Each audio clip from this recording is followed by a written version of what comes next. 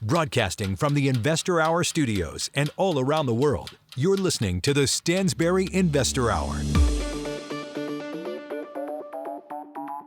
Tune in each Thursday on iTunes, Google Play, and everywhere you find podcasts for the latest episodes of the Stansberry Investor Hour. Sign up for the free show archive at investorhour.com. Here's your host, Dan Ferris. Hello and welcome to the Stansberry Investor Hour. I'm your host, Dan Ferris. I'm also the editor of Extreme Value, published by Stansberry Research. Today we'll talk with former presidential candidate and 22-term Congressman Dr. Ron Paul. Dr. Paul is a man with a very specific message. He'll tell us what that message is today. If the effects of the COVID-19 lockdown are on your mind, you want to stick around for Dr. Paul's comments. In the mailbag, listener John A. thanks us for a 232% profit on call options. Listener Mark S. wants to know about put options, and listener Romeo asks about foreign currencies. And as always, my rant. This week, I'll show you why I'm as bearish as I was before the big 34% market crash, but with a twist. And I'll tell you what that twist is in a minute. That and more right now on the Stansberry Investor Hour. Man, that was fast. I was bearish as hell, then I was excited to buy stuff, and now I'm bearish again, and I'll tell you why. First, you got to remember something. You got to remember how we talk about risk around here, right? It's the range of probable outcomes. So a narrow range of outcomes is low risk, like with a T-bill or something, you know? You're not going to lose money, and you're just going to make a little bit. That's a narrow range. Medium range of outcomes is like the S&P 500. You might lose some money, you might lose 40, 50%, but over time, you know, you could make hundreds of percent, right? Wide range of outcomes is high risk. That would be like, you know, just holding a naked options position could go to zero, could make you 50 times your money, like that. Wide range, high risk. So right now, it feels to me like it's reasonable to prepare yourself for a pretty wide range of outcomes. And specifically, I'll talk about the stock market. So look, on the one hand, I think we're about to see another correction at some point here. And even if we don't see a correction in the short term, I think there's a lot of risk in the stock market, right? So I started saying that the first time around in May of 2017. And I said it for 3 years. And, you know, then I stopped saying it for about a month in April when stocks got cheap and some really interesting longs came up on our screens. And now I'm worried again. And I'll quote John Hussman from a May 17th market comment that he wrote on his website, hussmanfunds.com. We've talked about John before. He does great work on the valuation of the S&P 500.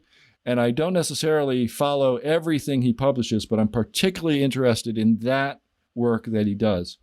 So he said on May 17th, quote, "In recent weeks, despite employment and economic dislocations that now have the Great Depression as their only precedent, the S&P 500 has advanced to valuations that are within 13% of the most extreme levels in history, including 1929, on measures best correlated with actual subsequent 10 to 12-year market returns.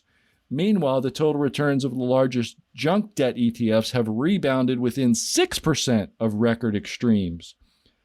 Emboldened by years of buy-the-dip reflex and despite underlying risk aversion, investors have found it impossible to resist taking one more bite at the apple. This enthusiasm reflects peak, quote, the Fed has my back, unquote, confidence at valuations that again imply negative 10-year returns, end quote.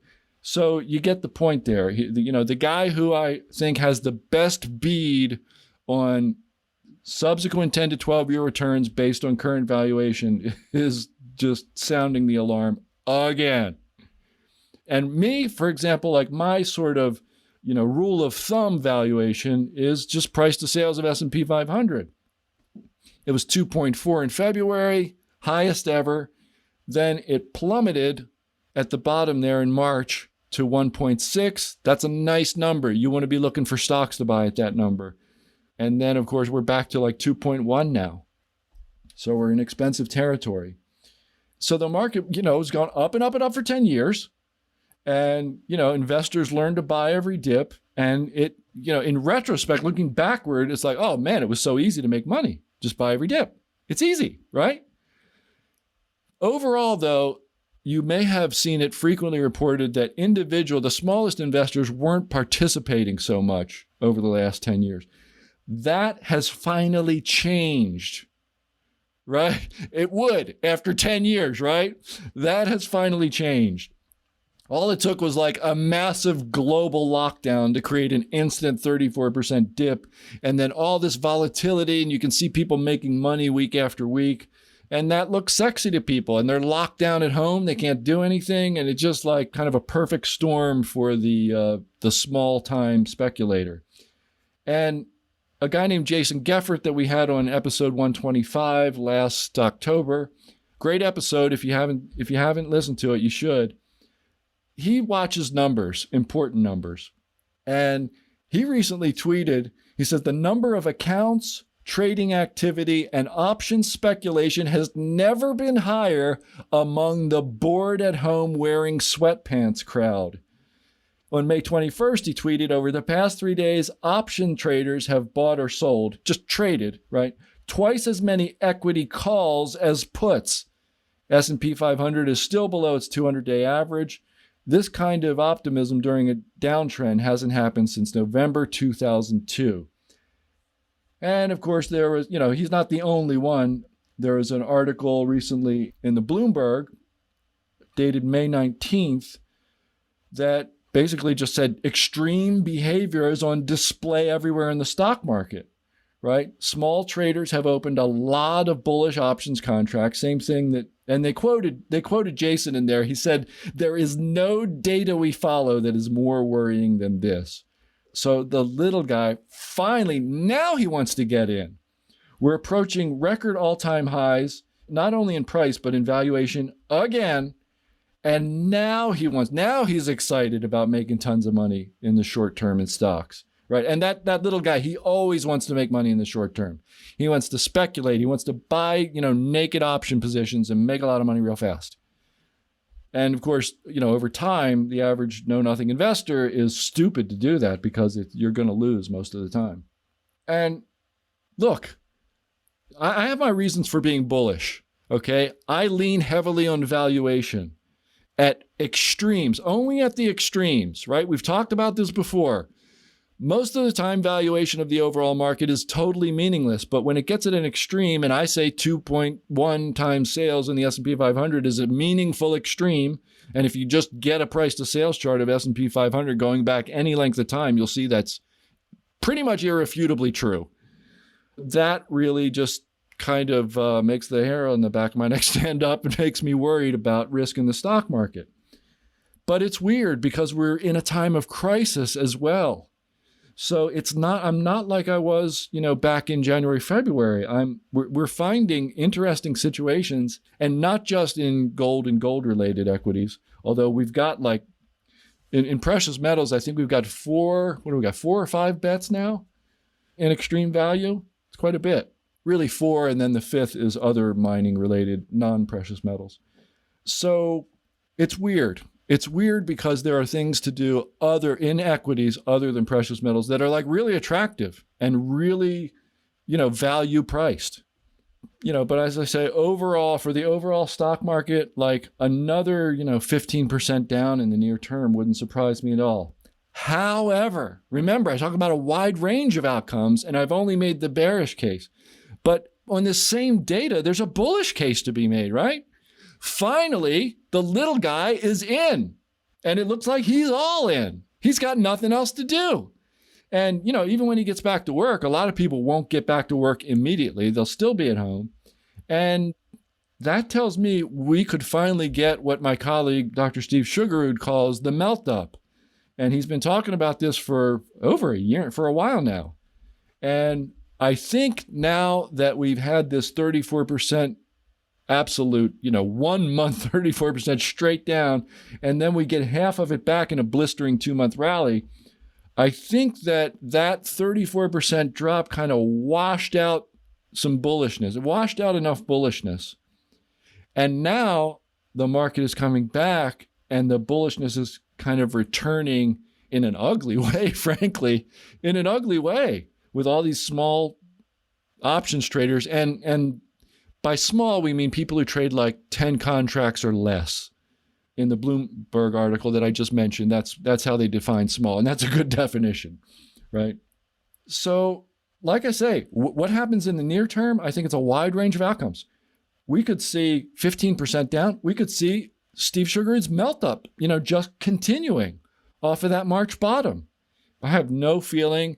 The VIX is high. I don't want to buy puts.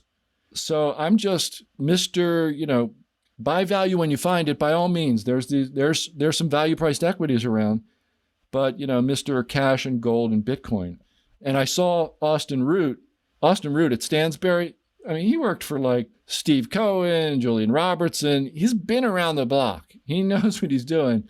And he recently put out a message to our subscribers that said, you need to be holding a lot of cash right now because there is no precedent for this. And when there's no precedent, wide range of outcomes, lots of risk, you don't want to try to get cute.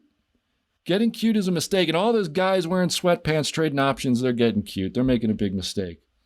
So I got to leave you there. I got to leave you at wide range of outcomes, lots of risk. I don't want to buy puts. I sure as hell don't want to buy calls. And I just want to buy value and hold plenty of cash, plenty of gold, and some Bitcoin. And that's where I am. I think I'm going to be stuck there for as long as the market is in excess of 2 times sales, certainly. And who knows, maybe longer. You don't know what the future holds. We'll see. And we'll revisit, and you will be among the first to hear what I think. All right? Right now, let's talk to Dr. Ron Paul.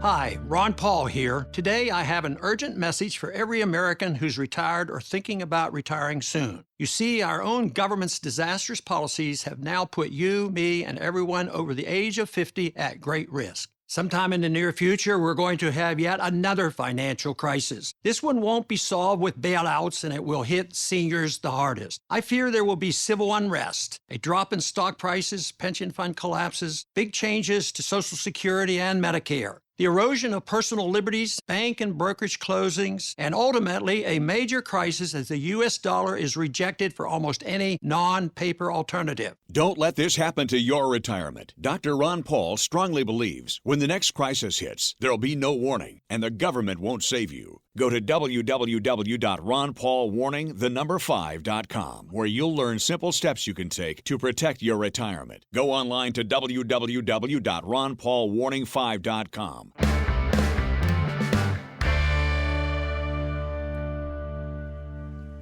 All right, today's interview is one I've been looking forward to. We're going to talk with Dr. Ron Paul, the 22-term congressman, former presidential candidate, New York Times #1 best-selling author of The Revolution and End the Fed. I've read them both. They're excellent. Welcome to the program, Dr. Ron Paul. Thank you, Dan. Nice to be with you. Really an honor to have you here, sir. I've been wanting to talk to you for some time. So before we get going, I am just curious about one little thing about your career. Now, you've been a medical doctor for almost 60 years, and you are, of course, also a 22-term former congressman. At what point in your life did you say, I need to run for Congress? Did someone tell you that they thought you should do that, or was it your idea? Well, let me say that those 60 years as being NMD, that doesn't mean I was in full practice all the time. But okay. I started off in medicine, delivered a lot of babies, delivered 4,000 babies. But I got fascinated with Austrian economics in the 1960s, and I was reading all about the monetary system and that the Bretton Woods system would break down. So that's how I got introduced to the idea. But I never set a goal at, some people said, well, why'd you quit medicine? Why did you run for Congress? Well, I ran for Congress because in 1971, I was very impressed with the breakdown of Bretton Woods and what I thought would happen. Back then, gold was $35 an ounce. And I said, gold's going to go up in price. So I started buying gold back then, which a lot of people thought was a little silly. But that was what motivated me to speak out about the monetary system, what I expected to come, the inflation that would come, the business cycle, and all the things we're experiencing now. And I can recall very vividly when I told my wife, Carol, that I was going to run. She says, what do you want to do that for? And I said, well, I just want to talk about these things because I find them fascinating. And nobody would certainly, back then, it would be unheard of for anybody to bring up the subject of the Federal Reserve System. So I want to speak out, but I guaranteed her not to worry. I'll be here in Texas and practicing medicine because it can't possibly get elected. I don't think I have to worry about that. But she said some people are going to figure out that at least you're leveling with them. At least you're telling them the truth, and you're going to end up getting elected. So she wasn't all that enthused, but she supported it. And lo and behold, the political career came in spite of my reluctance. And I was there for 4 terms. I was first elected in 76 and left in 84. And I just wasn't enthralled. I was on the banking committee, but I was missing medicine and I'm still raising kids and a bunch of kids in college and other things. So I said, I think I'm getting out of here. So I did. I left and practiced medicine for 12 more years. But then there was this gnawing interest in talking about the issues. The issues didn't go away. By the 1990s, they were still, I was still anticipating a lot of problems as I do now. So in 1996, because I had been in and I had kept up with the markets and had a newsletter and dealt with the gold issue, there were a lot of supporters that, you need to run. So I got talked into running again. And I thought, well, I had associated myself with the Libertarian Party. So I told him, I said, it's not going to be very easy. I said, a lot of people don't like libertarians. They want too much freedom. And so I said, it might not work out. And lo and behold, the first press conference I held when I decided to run again for Congress, the first question came up about drugs, and lo and behold, my position was very libertarian. Do what you want, but I don't like drugs. Matter of fact, I teach my kids not to use them. And, and it became a non-issue, which very impressed me that people were further ahead than the government, because the government thought the only way, they don't do it out of principle, they do it out of politics. And they thought the people, just thought the drug war was perfect, but people had suffered a whole lot. So that was the big issue then. But I got to talk about monetary policy, and then I was a bit surprised once again that I was reelected in 96. Wow. I'm glad you brought up the topic of drug prohibition. It's something that has begun to concern me more and more and more over time. And specifically that issue, but then also the wider issue. You mentioned libertarians think people have too much freedom. And I feel like the drug prohibition issue specifically is such an obvious attempt of the government to get control of a particular segment of the population. And I know a lot of people say, well, that's okay with me because, I have kids. So I don't want people to have that freedom. I want these people to be targeted. And if you do have kids, you worry about this stuff. What is your answer specifically to that issue? I'm really curious about this. Well, it had come up a lot and still does on occasion. But my answer was, you're for legalizing marijuana, and a very negative comment to me. I said, well, it's not exactly that way.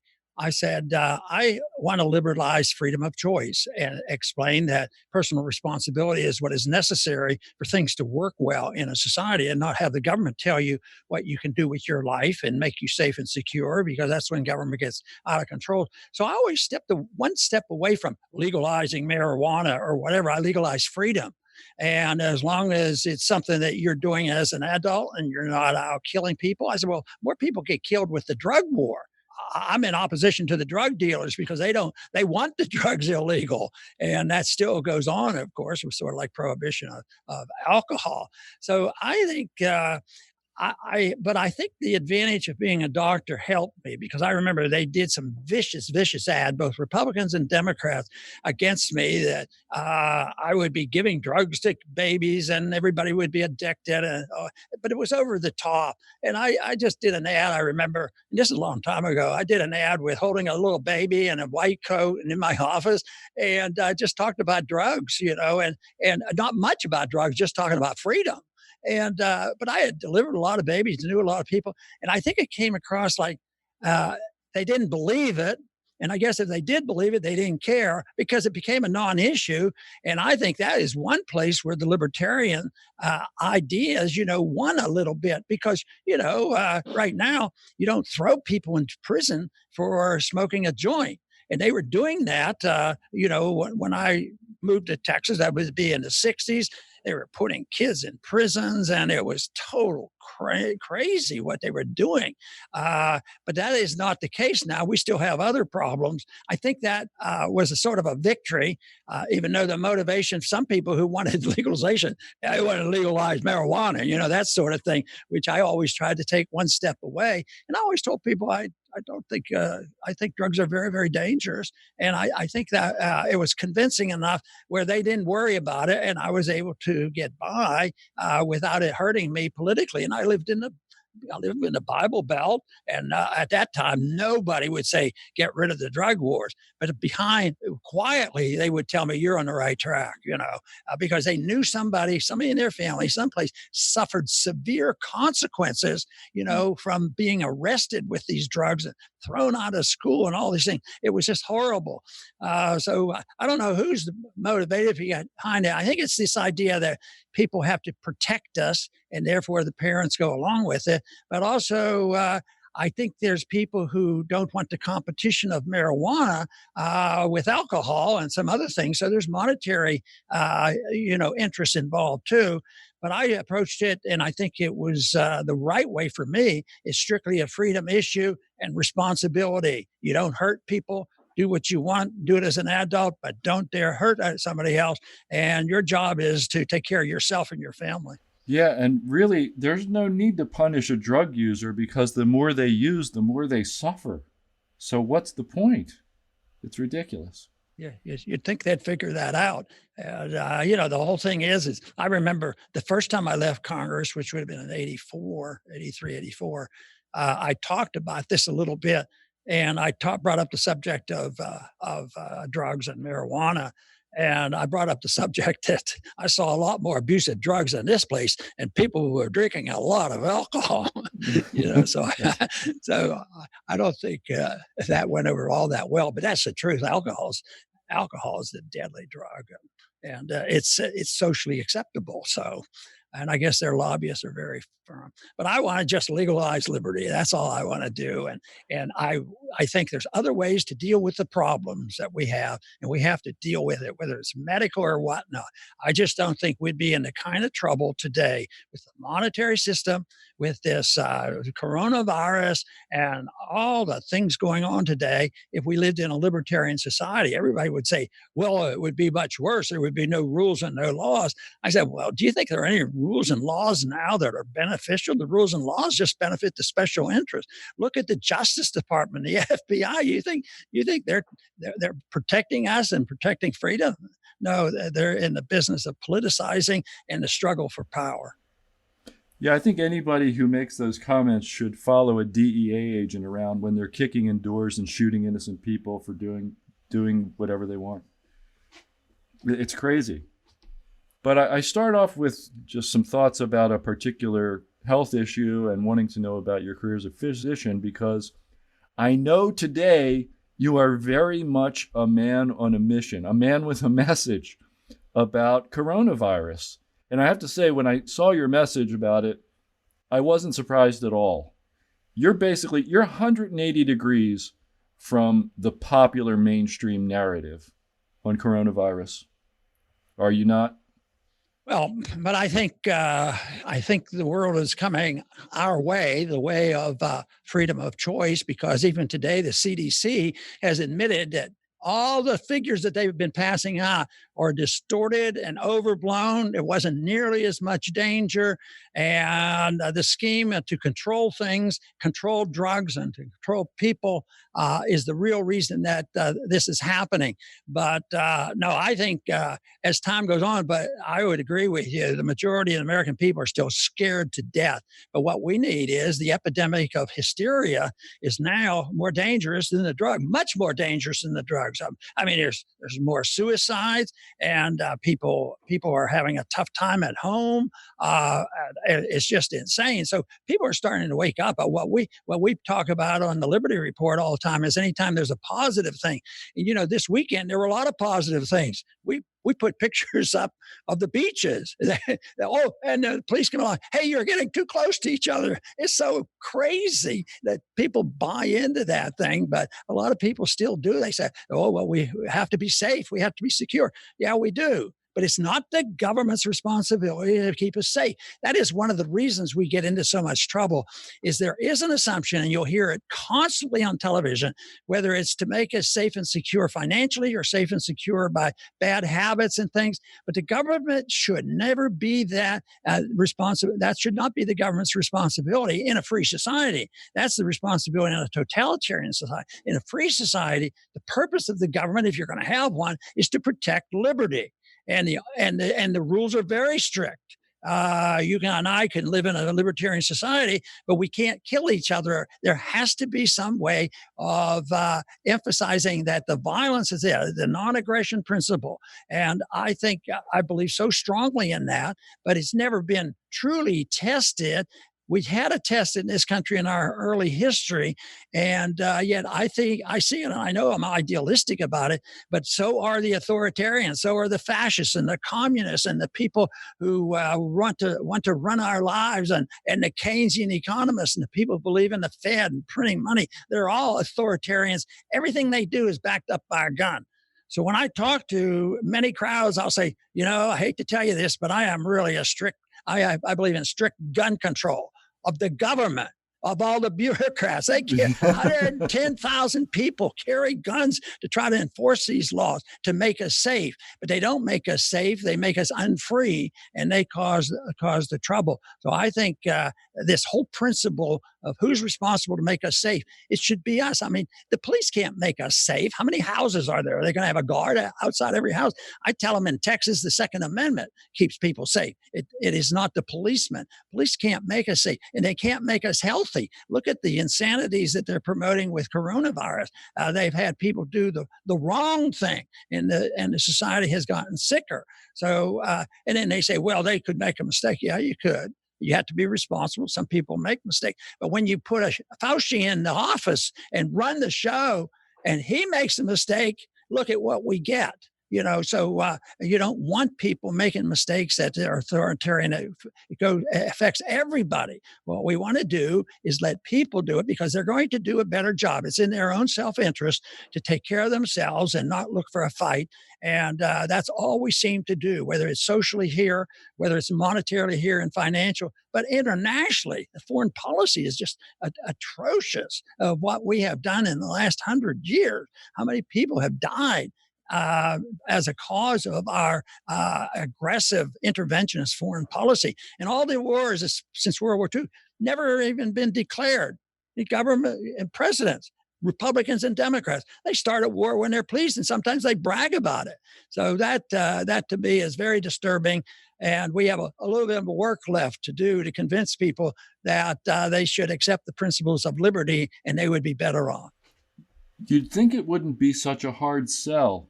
But so many people look at the government now and they feel like, well, the government is my only chance to have a little more. If I can get something from the government, maybe I'll be a little better off. And I feel like more and more people have come to think that way.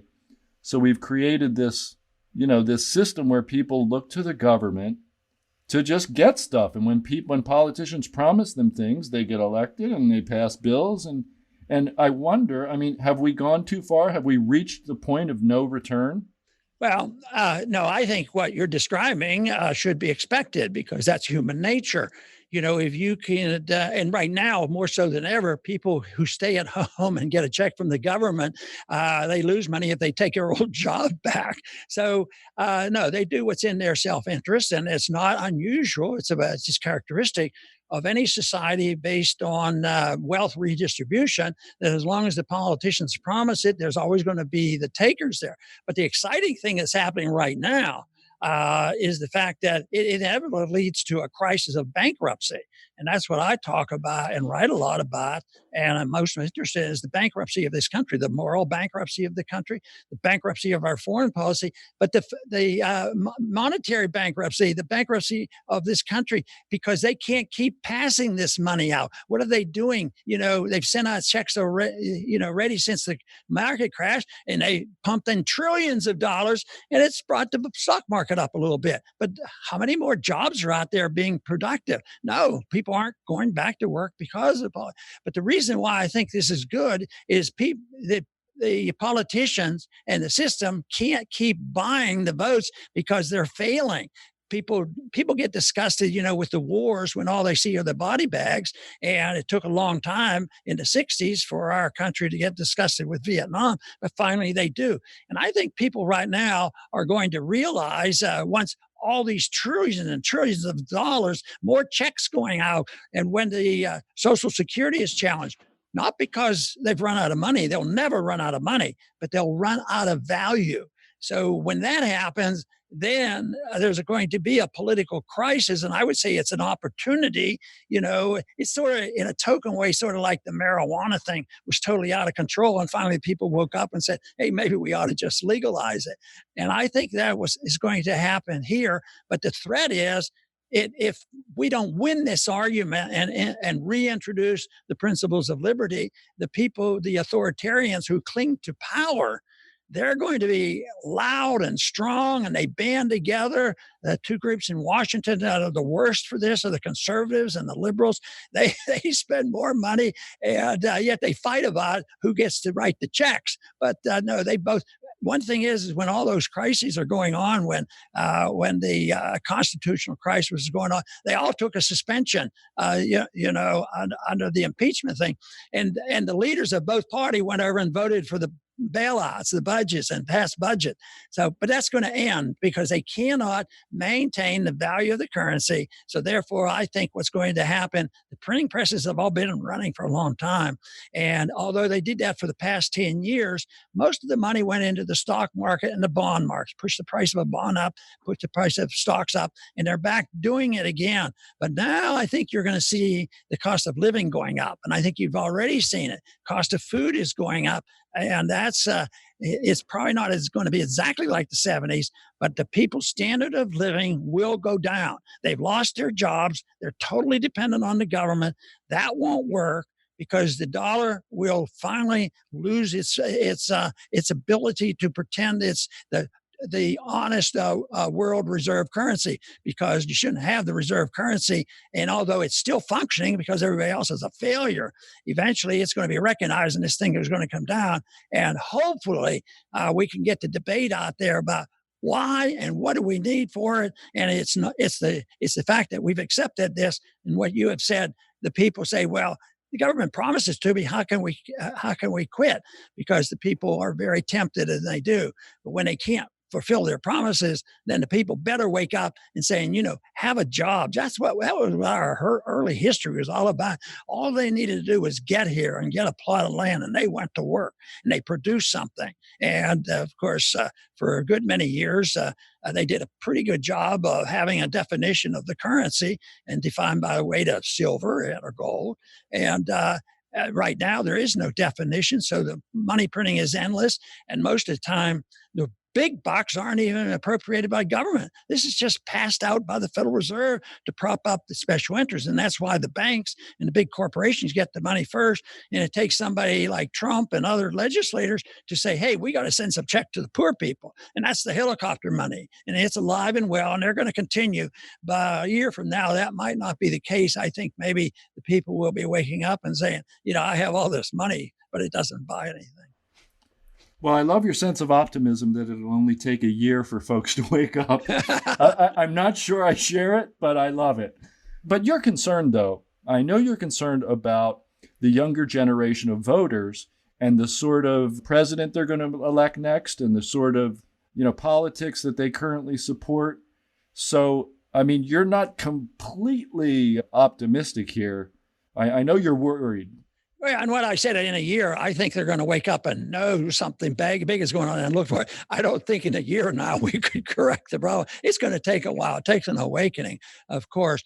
And the young people, and I spoke to a lot of young people in the presidential campaigns, and I enjoyed it because the young people aren't quite like they're painted to be, that they're all with their hands out and all this kind of stuff. And I imagine the majority still are, but I came across a lot of people that were enthusiastic about the message of liberty and the idea of responsibility. It's your life. You own your life. You can do what you want if you don't hurt somebody. You don't have an income tax and all this. And they responded very favorably that way. But, if I had an hour with them, I'd probably 50 minutes would be solidly, giving them the bad news. We're going broke and it's not going to work. And, lose your jobs and describe what it is and what the problems are. Endless wars, invasion of our privacy. And the last 10 minutes, I would describe the optimistic view. It's not a big deal. It's not hard to understand. I think I put the blame on people who try to promote this message that we're not good enough at presenting this case because it's so wonderful. Because if we did it, but it's not complicated. Just if you went and did a poll and you talked to people and they didn't know anything about politics or Republicans and Democrats, just average people out there. And you'd ask them, do you think the government should be in our bedrooms telling us what to do and be involved in our sexual lives? No, they don't. Do you think if you earn a living and you have a couple bucks in your pocket, it's your money to spend and you don't need the government to tell you how to spend it? Do you think the people, should just obey and be encouraging and accept the fact that our presidents now start wars anytime they want and hundreds of thousands of Americans have died and millions of other people died at the hand of our bomb? Do you think that's a good system? And they say, no, it isn't. And then they have a sense of hope. I said, and the answer is very easy. We were on the right track a while ago. It's just emphasizing the personal liberty aspect. People they own their own life and they should own the right and responsibility. I always put that on. You have to be responsible. You can't say you've tried it and you get into trouble and then you come to the government and say, bail you out. You can't do that. That wouldn't be permissible. I still have to say, I still worry. I worry a lot because I have this viewpoint and maybe you can help talk me out of it. I just think, at this point in our history, I almost feel like it doesn't even matter who gets elected to the White House because our choices we're presented with a false set of choices. We're presented as though they're extreme left and extreme right, and that's part of the narrative today. But I think in the end, they're all extreme supporters of bigger and bigger and bigger government. It's irrelevant. And like I earlier said, you only have two main spenders in Washington, conservatives and liberals, and they're both after your liberties. So that's irrelevant. The ideas that are important, let's say in the negative sense, what happened in the 30s, it was the age that Keynesianism came into vogue. All our professors taught interventionism, inflationism, Federal Reserve, spending, welfareism, and warfareism. And it was taught in the schools and still is. And the people I knew in Washington still believed this to a large degree. I met one or two or three or four that would be close to being a libertarian and a few more that would be interested in talking to me about it. So, but that is, I think, very good. I don't think it has anything to do with politics. Politics should be a reflection of an ideology. The prevailing attitude of the people make the difference. We had this horrible Vietnam War. People went into it based on a lie, Tonkin Resolution, and we fought for all those years and lost 60,000 people. What a horror. But finally, because the people were complacent and allowed our government to do it. But finally, in the late 60s, early 70s, the people had demonstrated where? In this country. And it was the demonstration of this country that people were fed up with it. And so the war ended. my argument, and I argue this on the program, is we would like to prevent the pain and suffering till you wake up. You got to wake up before they start. But it's not Republican, it's not Democrat, it's not a political thing as much as an ideological program. And it's the idea of liberty that people have to endorse. Once they do that, they don't say, we had our last election. I said, we have a choice between the two worst people in the world. And this time it's not going to be much better. And now we're going to be between the two most hated people in the world. But it's not between liberty and authoritarianism. And if we don't get over into that and change their mindset, no, you'll have to go look someplace. But there's no place to look. There are other people, they escape this place and they do all right. But I've never had the temptation because I live here, my family's here, and I have businesses here, and I'm surprised that anybody ever listened to what I had to say. So when I did that, so I was encouraged. I think the 8,000 people I had at Berkeley campus that were very, very much engaged. I thought, what's going on here? And I say, I didn't give that great a speech, and I don't give that great of speeches. Well, but I have a great message about liberty, and I think it's acceptable. And I think what I also see are more numbers there that you and others might not be able to see. I see the cream of the crop, and you don't need 50% of the people. Eventually, the majority has to support it, but the people who work on ideas are people like the people at the Mises Institute. I helped support, get that started. And they have created many, many thousands of people who are professors who are teaching young people. And there's a lot of people out there, but they're generally, not well-known people. But I'm amazed that when I go around the country now, I'll meet young people and they'll have their own websites and doing all kinds of things. And I'm really, really impressed with it. I said, how'd you get started? They said, well, I was at one of your speeches, and somebody raised their hand and said, all right, we agree, but what do we do? And my answer is, do whatever you want to do, but just do something. And everybody has a thing to do. Here we're on a talk show. You're doing something. It may be commercial. It may not. But the thing of it is, right now we're talking about a message. So that any way you can distribute it. So it's just so it's not a government finance message. That's why I think it would be bad. But for people to be involved in movie making and writing and teaching, I have a homeschooling program. I think that's very important. But that's not going to be done in a year or two. But it took a long time for that Keynesian philosophy to become so dominant. But it's on the ropes. Central banking is on the ropes, and they're a lot of lost confidence in what they do. So if we don't wake the people up, or if they hear it and they refuse to do it, then it's not the fault of the authoritarians. It's the fault of the people didn't understand enough to stand up to the authoritarians. And it's a human nature thing. I mean, people like to be taken care of. Authoritarians like to be authoritarians. But I think it's the non-aggressive society, no non-aggression principle that makes the difference. Just think of what would happen if everybody accepted, that sounds like a pretty good principle. I don't have to steal from anybody. I don't have to kill anybody. I don't have to rob. I don't, no lying, cheating, stealing, or a murder. You know what? That sounds like that's not that difficult. Just think if the world was like that. But, most of society is all like that way. And then we have certain groups of people that even live in our country today that follow those rules within their own community. They don't lie, cheat, steal, and kill. And that happens to be endorsed by all the major religions. That is a principle that's been around a long time, but it's only been in recent history, in the 20th century, where it's actually been put into a political atmosphere and saying, this is what the politics ought to be. So I don't look to the Republicans or the Democrats getting better candidates and solving our problems, because that's not the issue. It's the issue of the use of violence and the principles of liberty. Well, Dr. Paul, I usually, we're getting short on time already, believe it or not. And I usually ask my guests at the end of an interview, if they could leave our listener with just one thought, what would that be? I feel like you may have just delivered it. Did you? Do you think?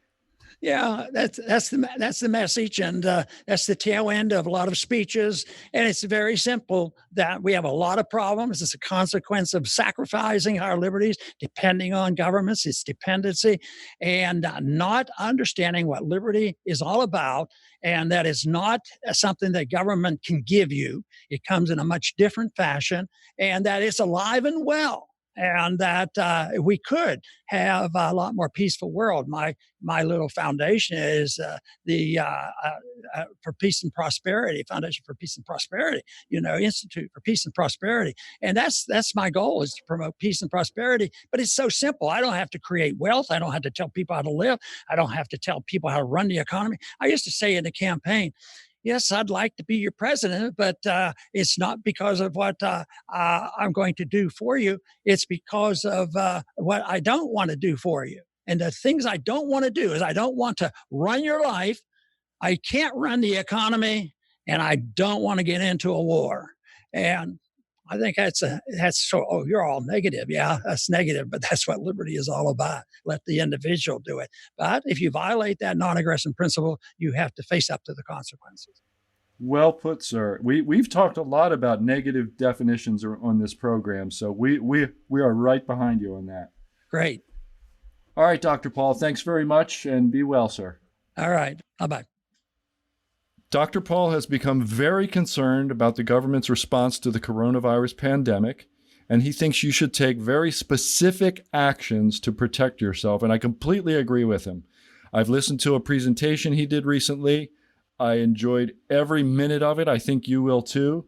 And to listen to it, just go to ronpaulwarning5.com. ronpaulwarning5.com. In the mailbag each week, you and I get to have an honest conversation about investing or whatever else is on your mind. Just send your questions, comments, and politely worded criticisms, please, to feedback@investorhour.com. I read every word of every email you send me, and I respond to as many as I can. There were lots of good ones this week. The first one is from Romeo, as in Romeo, Romeo. Wherefore art thou, Romeo? First, he's made a very nice compliment. He says, I have recently discovered the show and find it very valuable. My question relates to government debts and currencies. Given all the money printing that's going on, would it make sense to look at currencies like the Aussie dollar, since Australia has a more healthy level of debt than other countries such as the US? I am interested to hear your perspective on this and how one might fit foreign currencies in a portfolio that already includes gold and silver. Many thanks, Romeo. Well, Romeo, my view is no. That's my view. My view is that you need US dollars, you need gold and silver, and you need some Bitcoin, and you're covered. I think most currencies are going to suffer against the US dollar. I think most people simply don't understand how hard it is to sell any asset in this world without getting paid in dollars, especially financial assets the world over. Maybe 60% of foreign exchange is US dollars, and much of the rest is euros and yen. So if you really want to buy another currency, maybe euros and yen. And you're going to see headlines, I've seen some recently, about countries getting into trouble because they've borrowed in another currency. And most of those are US dollars, and then there's some euro and some yen. And so that creates a big demand for, they need dollars desperately, or maybe, a few of them need, euros desperately, and very few of them need yen desperately. But the Aussie dollar is not, people in Australia borrow in Aussie dollars, but outside the country, not so much. Next is Mark S., longtime listener, and I think we follow each other on Twitter. We interact there. So Mark says, hi, Dan. I continue to enjoy the podcast and have learned a great deal from your thoughts on the state of the world and investing. I'm very happy that I followed your and Doc and Porter and John Duty's advice to hold a decent amount of gold in my portfolio over the past year. My portfolio is up year to date and up quite a bit over the past 12 months. And this has to do with my investments in gold stocks, which have more than offset the loss in equities. First of all, Mark, wow, you're awesome. Mark continues, I've been thinking recently that having an allocation to long-dated leaps puts on indexes like SPY, the S&P 500 ETF, may also be wise since they would increase in value quickly during a market meltdown like we had last March, and that could help to offset losses in your equity positions. I'm wondering if you could possibly discuss this idea in a general way. I believe you have mentioned that you do this yourself and would love to hear your thoughts on how one could set this up, or if you have any book suggestions that may discuss how to implement a workable hedging strategy with puts. Thanks. Take care, Mark S. Mark, no book. Sorry, don't have any advice there. But it's hard for me to do this now. I'm more interested in just holding the cash and the gold and Bitcoin because I was interested in puts because they were so cheap and nobody was bearish. Back in February and really like last December and January, February, that's when I bought puts because I thought, well, this is so dirt stinking cheap. Like, how can I go wrong? I lose a little if it goes to zero, and I make a heck of a lot if we get what we got in March. So, with the VIX in the last time I looked at it was 30-ish. I'm less interested in puts because, higher VIX means higher put premiums, generally speaking, and that makes them less attractive to me. Hope that helps. That's all I got for you. Roger M. is next. He says, just listen to your very good interview with Chris McIntosh. He was so laid back, he made even me sound dynamic, meaning Roger. Roger continues, I was particularly interested in his comment that there may be some sort of debt jubilee in the future. My question is, if there were to be a debt jubilee, what, in your opinion, would that do to the price of gold and gold stocks, if anything? Many thanks, Roger M. Great question. I can't say with certainty, but it would be bad for financial assets, and I think it would be good for gold. When you're holding debt or any financial asset and somebody comes along and says, hey, guess what? That's worth zero now. That's probably a bad thing. So probably good for gold, because that would be a chaotic moment. And Xiao CZ is next with a question that says, why not? And he or she is talking about Bitcoin here. So why not? They don't have to break the code. All they have to do is figure out if you're doing any Bitcoin transactions through your electronic device. So you see, Xiao is saying that, I was saying maybe Bitcoin is a pretty secure way to hold some currency, and he's just pushing back a little bit here. And Xiao continues, doesn't the NSA already have the ability to monitor all electronic transmissions it wants to? I'm not convinced the government can't track and crack down on Bitcoin users already if they want to. Well, I'm not as paranoid as that, but maybe they could.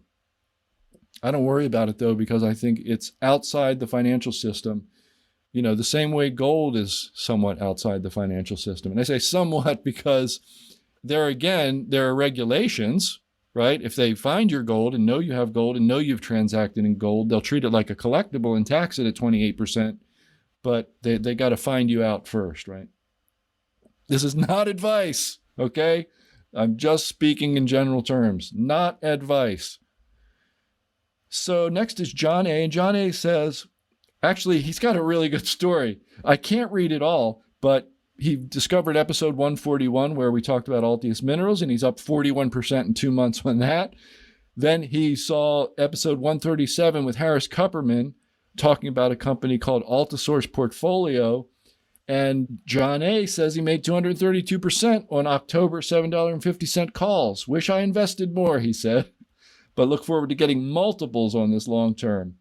I look forward to the new episodes every Thursday now. And then he's asking about this system that he saw somewhere for buying gold. And I'm sorry, John, I don't know where that system is. Let's see here. Caleb B. Now, Caleb B., I can't read his whole email, but he is apparently very experienced in the video production world. And he was just kind of reinforcing the idea that we discussed in relation to the film The Magnitsky Act, which was very hostile towards our interview guest, Bill Browder. And basically, what Caleb is saying is that it's so easy to manipulate things on film and to edit a certain way and to, he's talking about using telephoto lenses to make beaches look like they're more crowded than they are, that kind of stuff. and he told me about this term, deep faking. He says, deep faking is broadly known to be a problem. Thoughtful individuals and investors must think twice before reaching a hasty conclusion about a controversial matter. And he's implying, if that controversy is represented on film, it's really difficult to parse things out. You don't want to react too soon. You got to think about it. Thank you for that, Caleb. And last but not least is Peter W. He says, for your comparison to have meaning, and he's talking about last week when I said you need to study the period 1929 to 1945. He said, for your comparison to have meaning, it is not sufficient to just compare 1929 to 1945 to the present era from 2000 to whenever. Rather, you must compare other periods to the present to see if the features in those periods are more or less probable than those only in the period you have selected. Only by comparing other periods with the period you're interested in can you possibly conclude the period you're interested in is an outlier. Yours truly, Peter W. You couldn't be more wrong, but you're implying that I'm not using good statistical method here. And you're right, and I don't care. I'm using my gut. When you sign up for the Investor Hour podcast, you get a certain amount of Dan's gut, and that's what it is. I just have a gut feeling that you better study the period 1929 to 1945 to get a lot of good insights about what comes next. And by all means, do study other periods. So I agree with him there, but your method is wrong too. And this is a standard thing. Like, it reminds me of that book, The Millionaire Next Door, where they said, we studied all the people with a net worth of $1 million and we gleaned these principles from them. And you can't do that. You have to say, we're going to study all the people who follow this one principle, all the people who, spent less than they earned or whatever it is. And that's a lot more difficult. What you're suggesting is a lot easier, and what I'm doing is easier. And that's part of the reason why we do it. So if my gut is wrong, then, my whole exercise of studying 1929 and 1945 is not going to be fruitful. I think it's already been fruitful, but that's another discussion. What we would really have to do is say, we'd have to glean very specific trends. For example, the buildup of debt relative to GDP, just let's say, was one data point. And you'd have to study that over time and study the consequences of it over time, or, the purported consequences. You could probably establish correlation, but, establishing causation would be more difficult. So, Peter, I'm sorry, I don't completely agree with you, but you are right in spirit. And I hope to be right in spirit by studying 1929, 1945. I disagree about the method, but you're spot on two major points. So thank you for that. And that's all the mailbag we have for today. And that's another episode of the Stansberry Investor Hour. Hope you enjoyed it as much as I did. Do me a favor, subscribe to the show on iTunes, Google Play, or wherever you listen to podcasts. And while you're there, help us grow with a rate and a review. You can also follow us on Facebook and Instagram. Our handle is @InvestorHour. Also, follow us on Twitter, where our handle is @investor_hour. And if you have a guest you want me to interview, drop us a note at feedback@investorhour.com. Till next week, I'm Dan Ferris. Thanks for listening. Thank you for listening to this episode of the Stansberry Investor Hour. To access today's notes and receive notice of upcoming episodes, go to investorhour.com and enter your email. Have a question for Dan? Send him an email, feedback@investorhour.com. This broadcast is for entertainment purposes only and should not be considered personalized investment advice. Trading stocks and all other financial instruments involves risk. You should not make any investment decision based solely on what you hear. Stansberry Investor Hour is produced by Stansberry Research and is copyrighted by the Stansberry Radio Network.